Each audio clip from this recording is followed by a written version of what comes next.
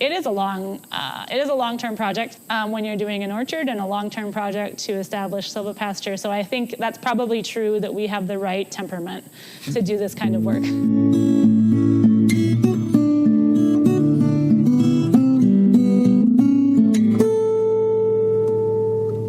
Welcome to the 262nd installment of Ear to the Ground, the Land Stewardship Project's podcast on family farming, regenerative agriculture, local food systems, and local democracy.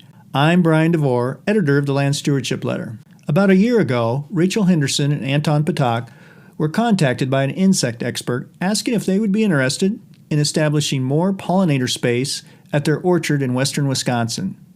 Initially, the owners of Mary Dirtyface Farm thought that adding more bug-friendly habitat would simply involve planting wildflowers in a meadow-like setting. But the person who contacted them, Sarah Foltz-Jordan, was open to other ways a farm could help beneficial insects. Foltz-Jordan is a senior pollinator conservation specialist with the Xerxes Society, which focuses on invertebrate conservation. She told Henderson and Patak that pollinators like wild bees actually rely heavily on wooded habitat as well.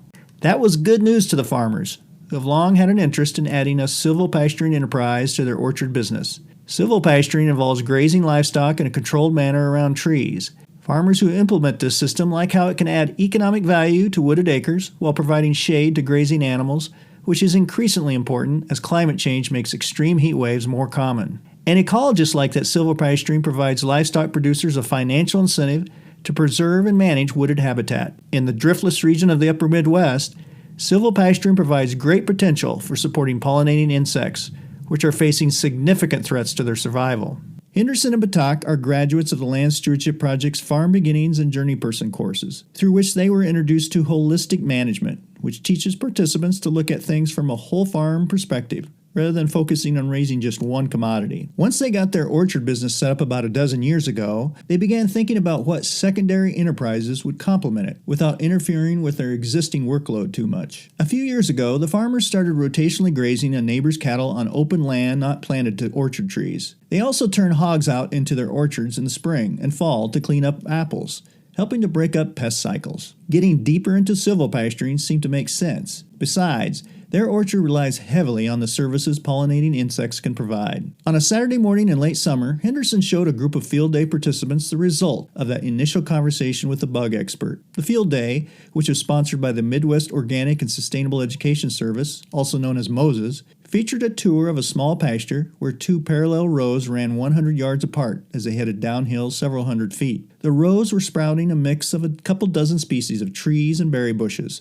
some as tall as 18 inches, which were planted in the spring of 2021. Species like red maple, dogwood, basswood, juneberry, quaking aspen, bur oak, shagbark, hickory, and hackberry were represented. Fencing was protecting these new plantings for now, but eventually they'll be mature enough to provide dual services to the farm: pollinator habitat and shade for grazing livestock. This is a long game. Although benefits for some pollinators will emerge almost immediately, it will be 5 to 10 years before any meaningful shade will come from some of the canopy-producing trees. After the field day, I talked to Rachel Henderson and Sarah Foltz-Jordan about how this form of silvopasturing helps balance profitable farming with healthy wildlife habitat. Henderson started out by describing how a secondary enterprise like silvopasturing helps add ecological and economic resiliency to their farm. We started planting our orchard in 2009. From 2009 to about 2013, we were really in an establishment phase where we were planting intensively every year. We were monitoring as we went and making some adjustments to what we wanted to do, but really focused on getting that orchard and that fruit production established. We started marketing, figuring out what worked for us, and our focus all that time was on fresh fruit production. And then we kind of got our feet under us and were thinking about what was next for our farm. We were contemplating what we think of as sort of a secondary enterprise. And I should maybe plug right here that around that time we also enrolled in the Journeyperson program through LSP, which really encouraged us to be thinking about our whole farm planning and thinking about what we would do next. And as we had been getting started planting when we first bought our farm, I had in the back of my mind that once we got established on our fruit fruit production, once we were living full-time on our farm, that we might look at growing some vegetables and doing some sort of niche markets for vegetables. And the more we got going on that and practiced at our garden, the more I started to feel like annual production of anything felt like it didn't fit well with our systems. It meant different types of equipment, and it also meant a lot of labor needs at a time of year where we didn't have that labor to give, where we needed it for our farm. And so we started to think about what else would work well for us and get really interested in livestock production.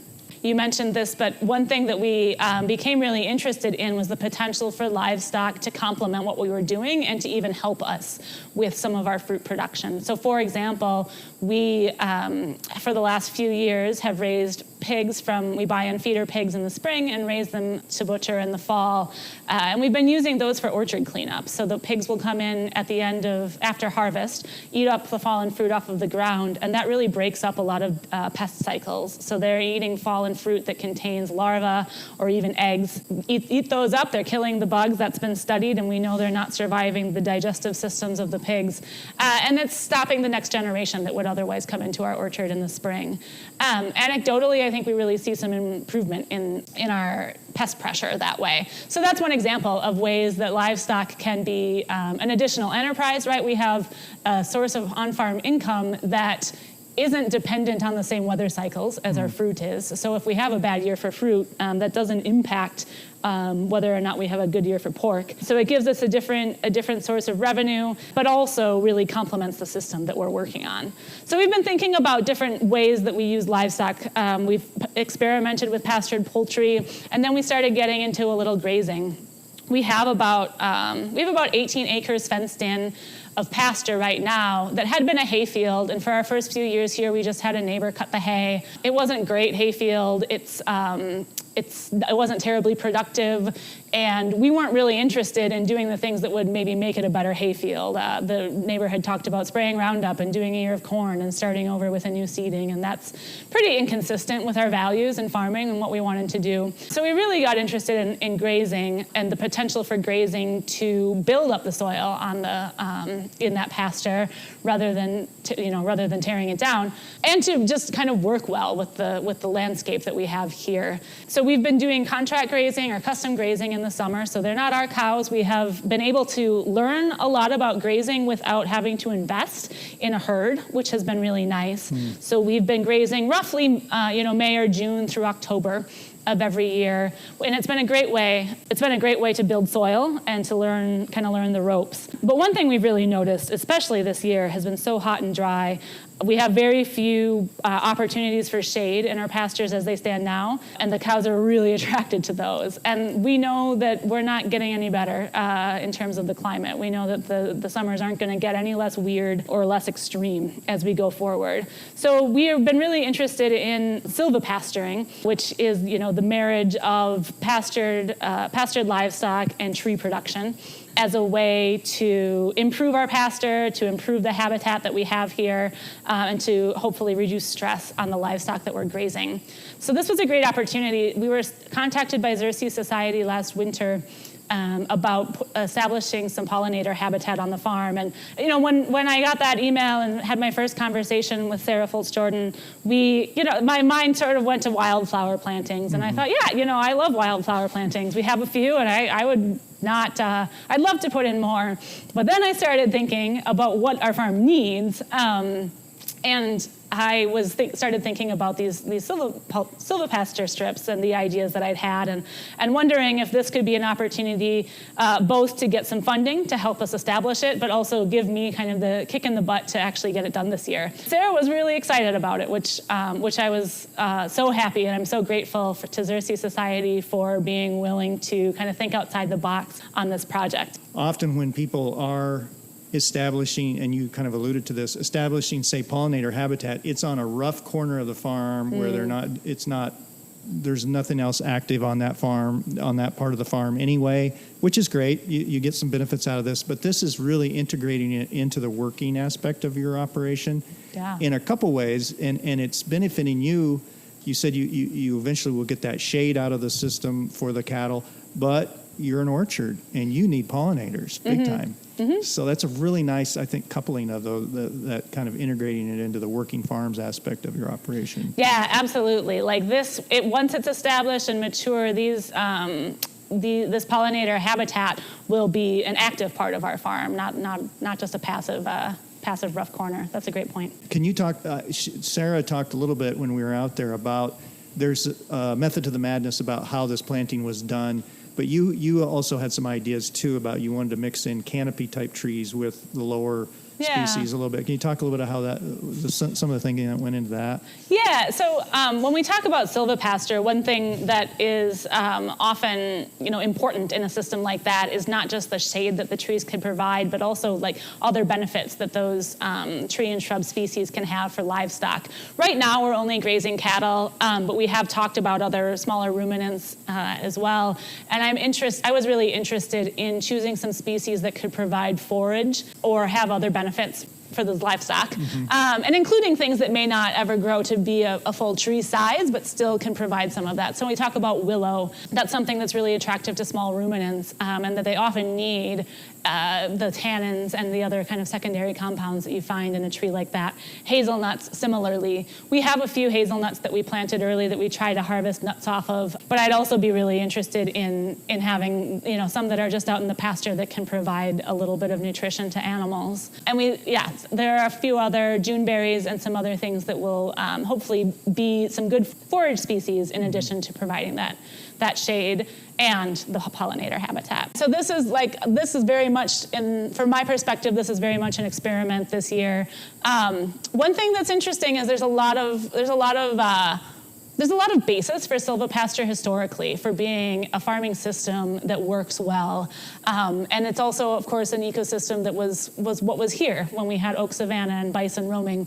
Right. But there's a lot of people right now who are interested and who are experimenting. Savannah Institute is doing some great work trying to establish things and work with farmers. But there's also just not a ton of information about how to do this right and do it well. So we put in these 2 strips this year. I'm hoping to learn a lot in the next couple of years about how these are functioning and what we've done well and what we could do differently. And then in long term, start adding some more. We also have, as part of the Xerces funding, we have about 10 additional large canopy trees that are in containers right now that I'm hoping to plant out in clusters in the pasture this fall. Sarah said what's great about working with somebody like you, this is a long game. Oh, yeah.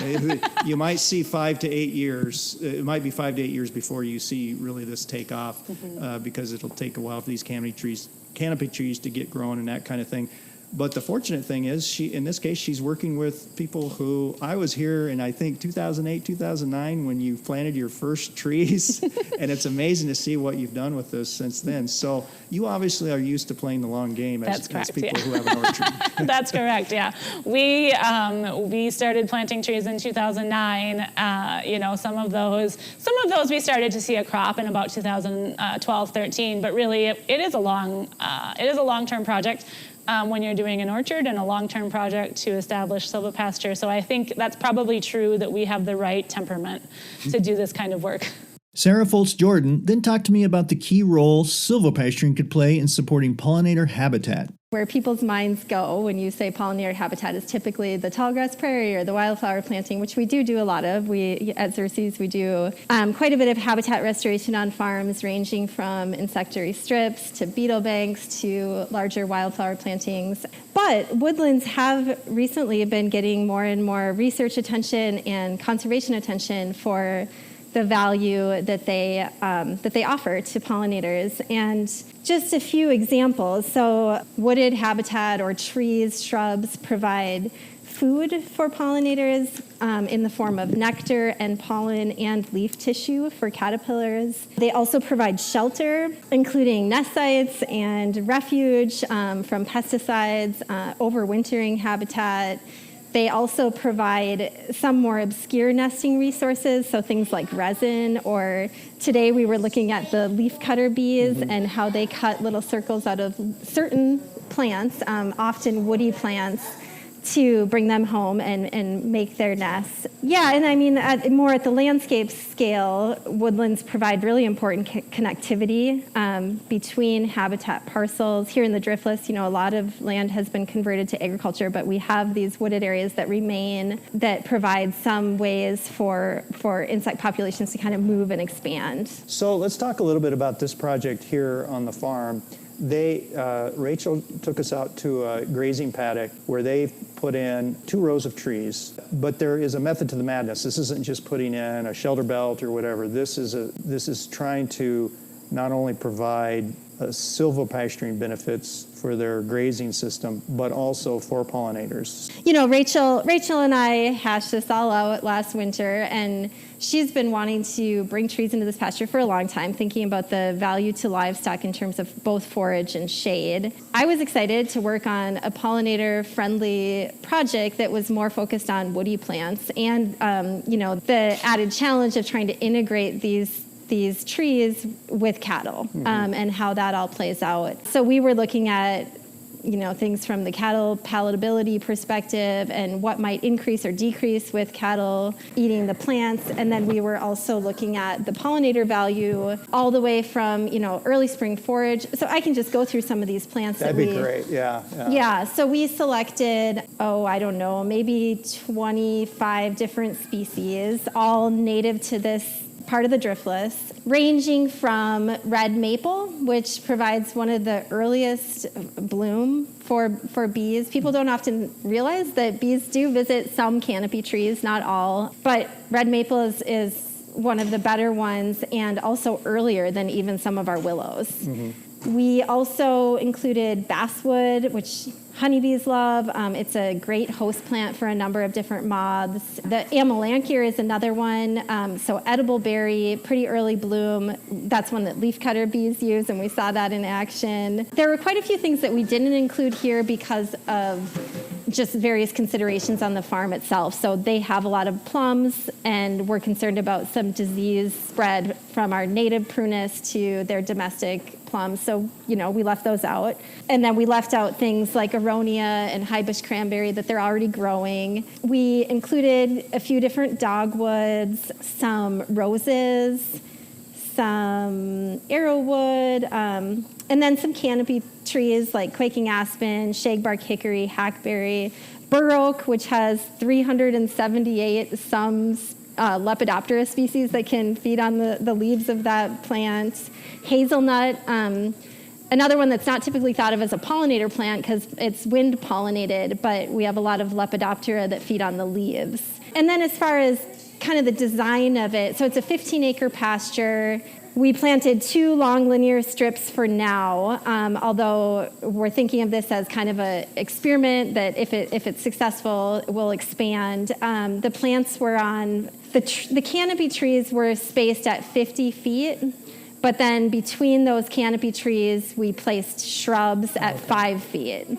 So it's kind of going to look like a wave. We wanted to make sure those smaller shrubs will have enough light. What I really like about this project is so often when, even on farms where maybe they get some cost share money to put in pollinator habitat or some funding, it's often on a separate piece of land that's not being used anyway. Exactly. A rough piece of land. Mm-hmm. This is really integrating it into the working farm aspect of it. It sounds like maybe in a couple ways. One is, for example, they're an orchard, so they really rely on pollinators. So having a thriving pollinator population is important for them. But also by having these, like you said, these linear lines of trees in their grazing paddocks, they're going to get shade for the cattle.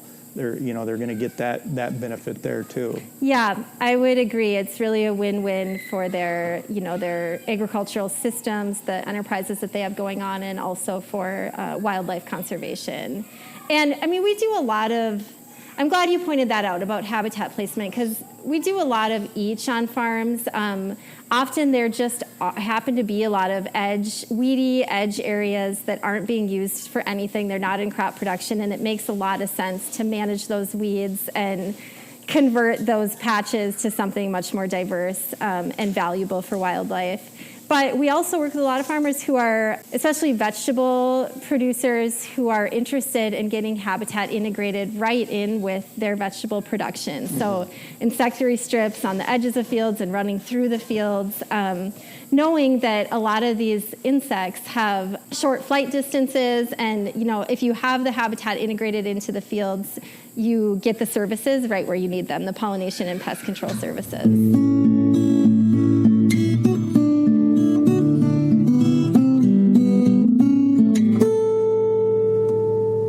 For more on the Land Stewardship Project's Farm Beginnings and Journey Person courses, see the podcast page for episode number 262 at landstewardshipproject.org.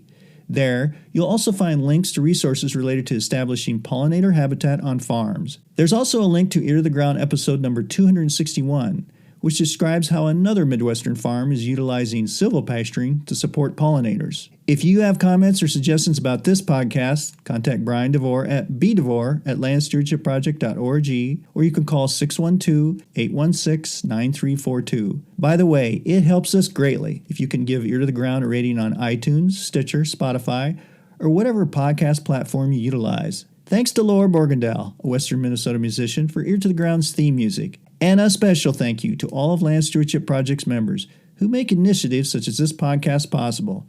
If you're not a member, visit landstewardshipproject.org to learn how you can support LSP. Thanks for listening.